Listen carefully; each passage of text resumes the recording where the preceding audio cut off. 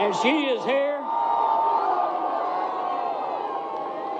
here to endorse Bernie Sanders for president.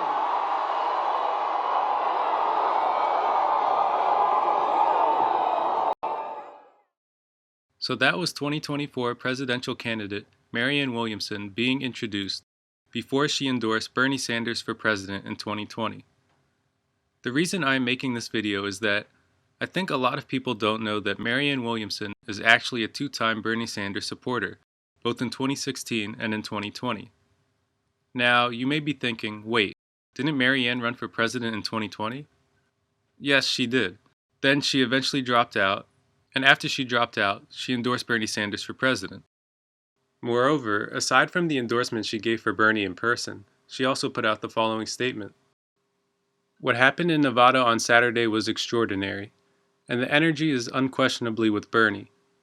A 40-year-old trend of capitalism without conscience, corporate elites and their errand boys in government have created the inevitable blowback in the form of a political revolution. That revolution is one that Bernie Sanders now leads, and I want to do everything I can to further its success. I am honored to endorse him. If you do not understand the Nevada reference, Bernie Sanders had just won the Nevada caucuses in overwhelming fashion the day prior. As for 2016, if you take a look at this screenshot of an article from The Hollywood Reporter, Marianne Williamson was an early supporter of Bernie Sanders during his 2016 campaign.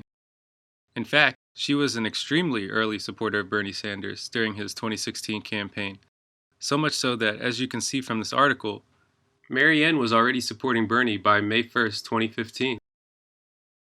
And in fact, if you take a look at this tweet from Marianne a few days earlier, on April 28th of 2015, she was already supporting him back then as well.